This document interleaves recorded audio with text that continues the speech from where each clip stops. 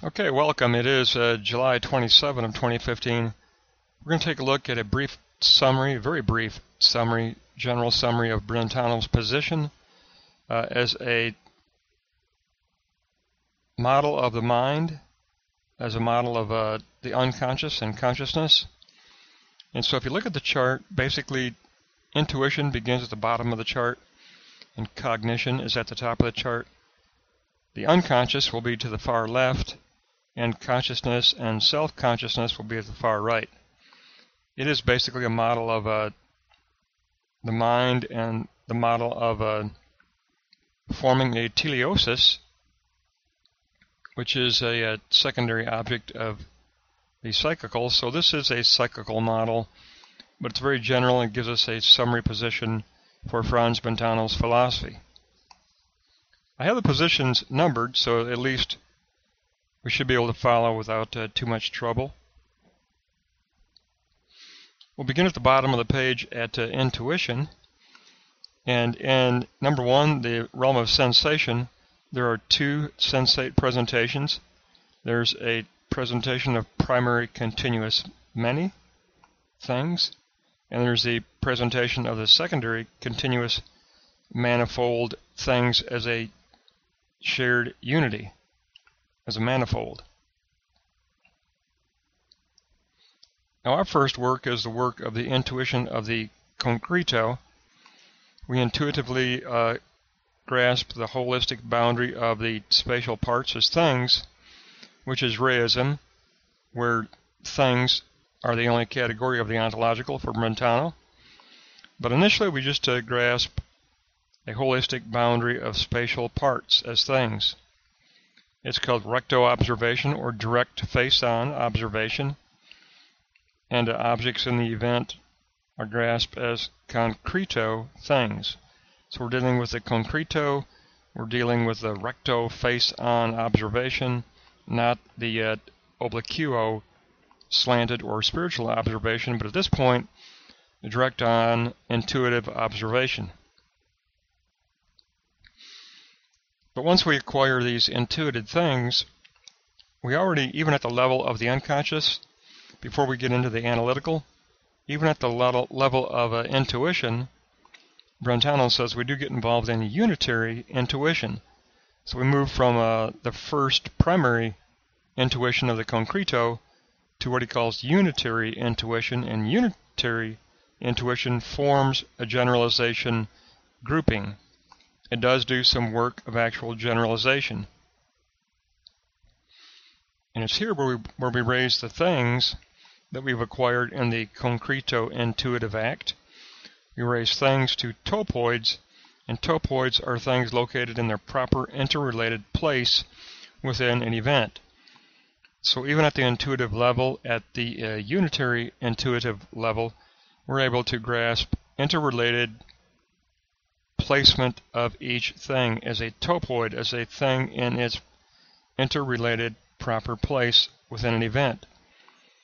And by doing this, by forming this interrelatedness, we can form a first concreto spatial model of topoids.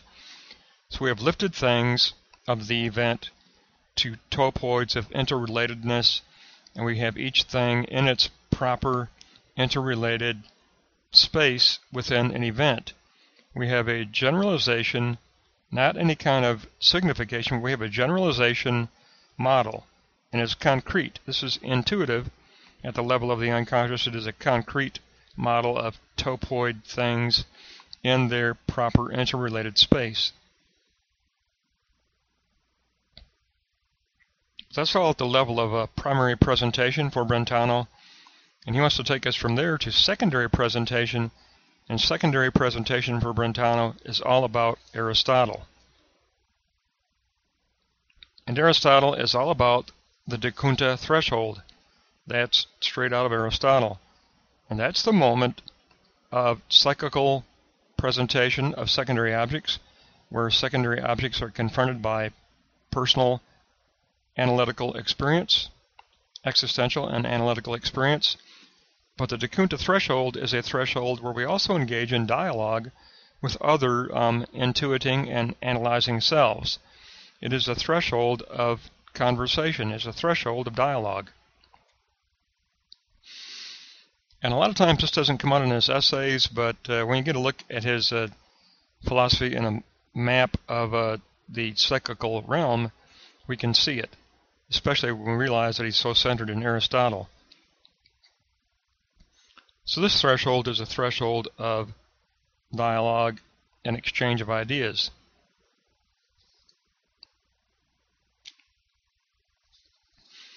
Now at this threshold, we first posit a third-party workspace of what Brentano calls a sui generis universality. It's that reality that cannot be reduced or abbreviated under any other concept or abbreviated under any other reality. It is the ultimate primary posited presentation of the ultimate, of the absolute, of the divine. It's the sui generis universality. We posit a workspace at the threshold because within our dialogue, we're going to be working on universality all the time. We're going to be working on what constitutes the universal at every moment within our work of psychognosy. For Brentano, we're always working on defining universality and defining the intersubjective universality. And it begins by positing a workspace of the sui generis universality of the divine as a third-party workspace at the Dekunta threshold.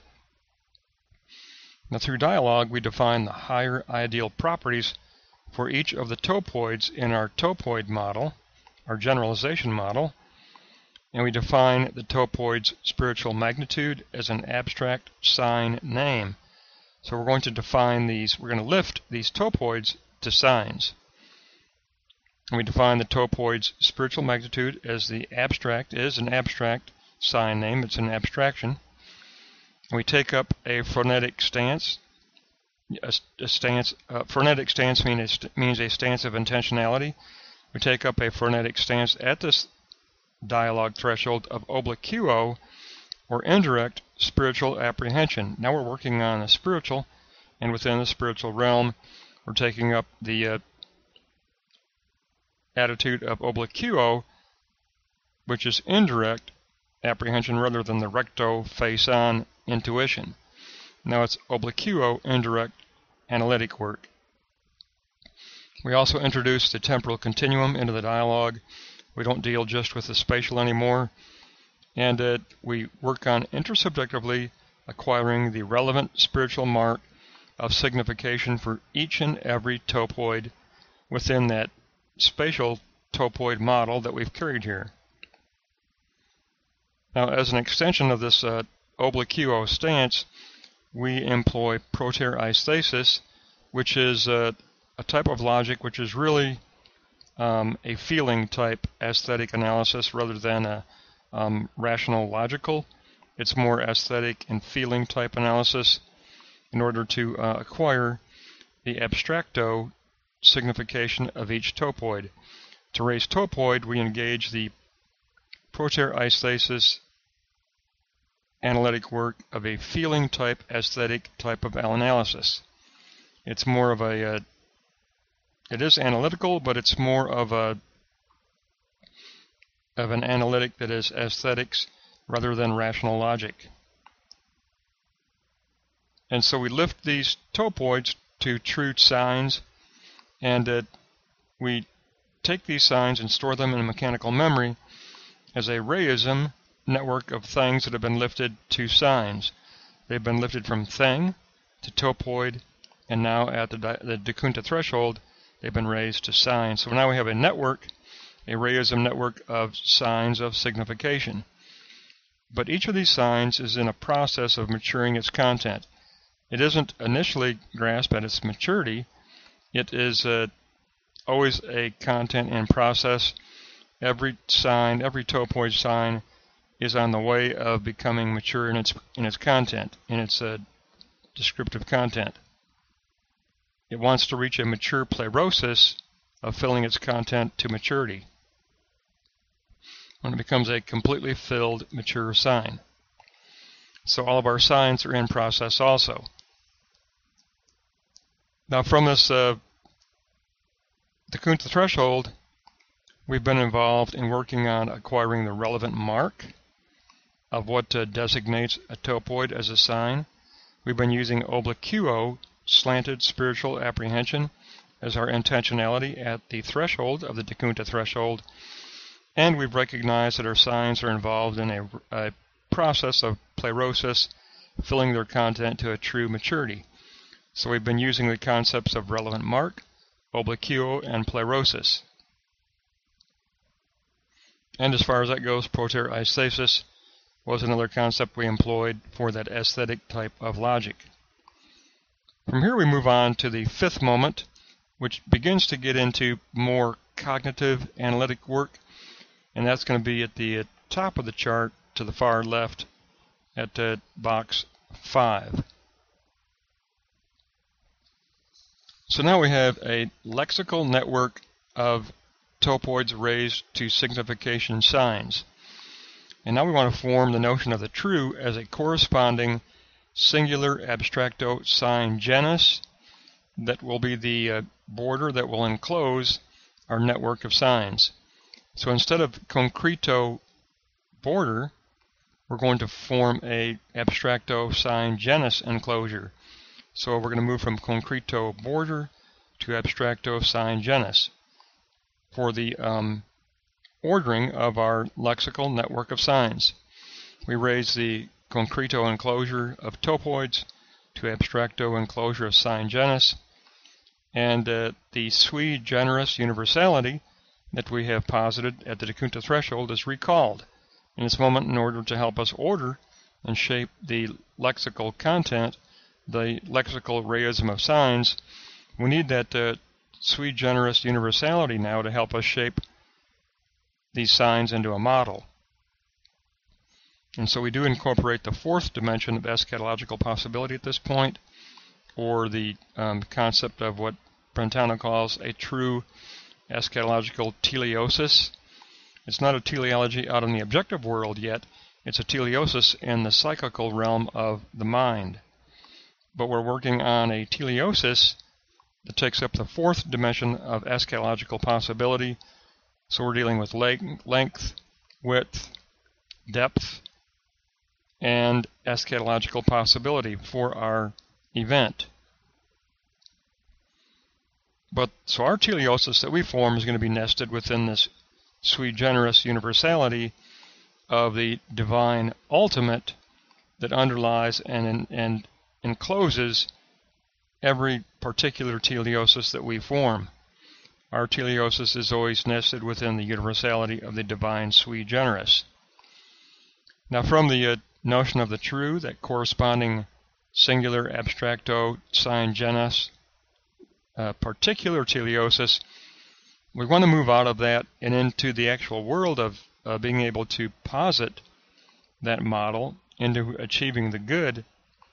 And so in order to do that, we have to pass through an access point, and at the access point we actually do the flip of starting to work on transitioning out of analytic work to ethical work. So in the sixth moment, we work on positing our teleosis as an ideal in praxis form. We move into ethical praxis.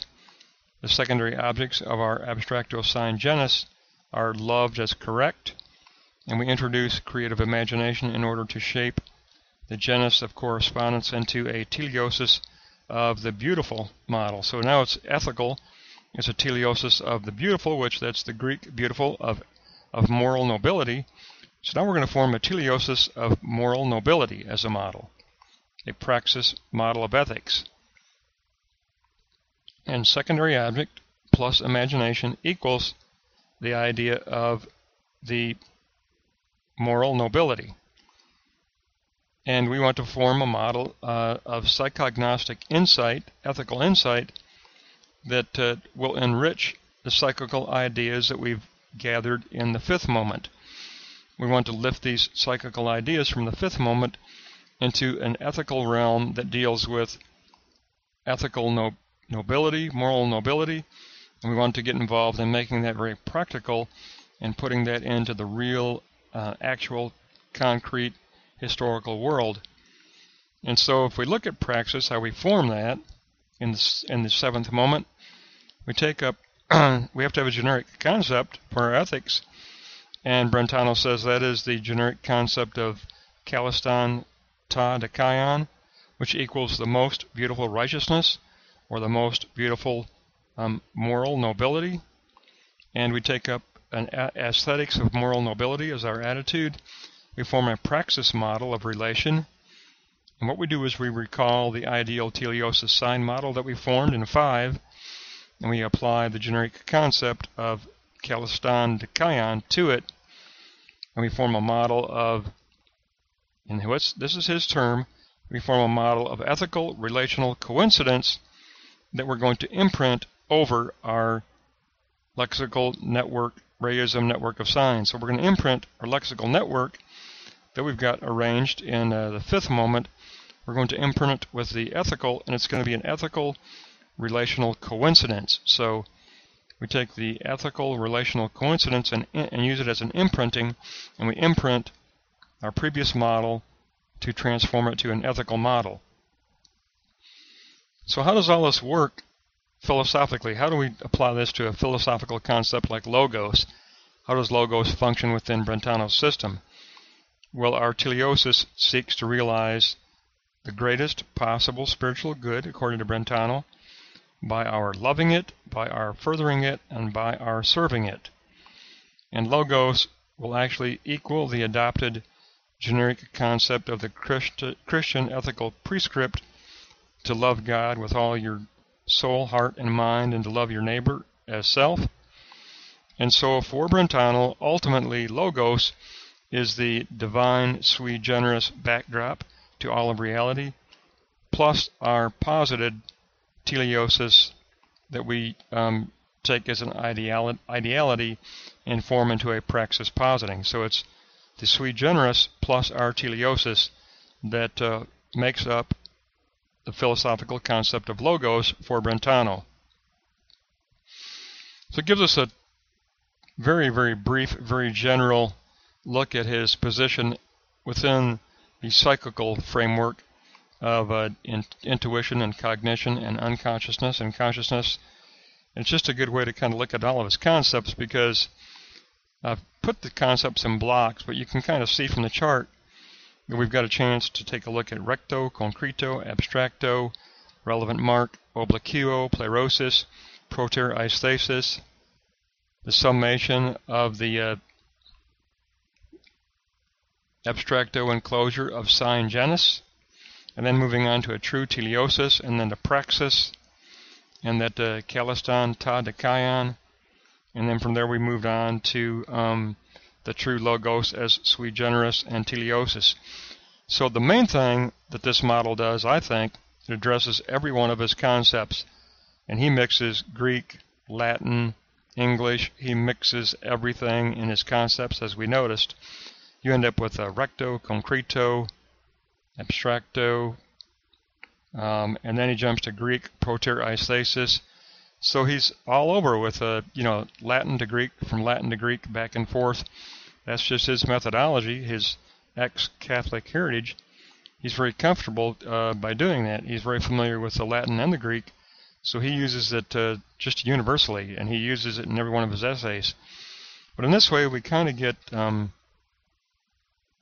little bit of a picture about how the concepts plug in, because he is very much a language philosopher, a language theologian. He's very precise with his concepts, and so it's nice to look at where those concepts emerge.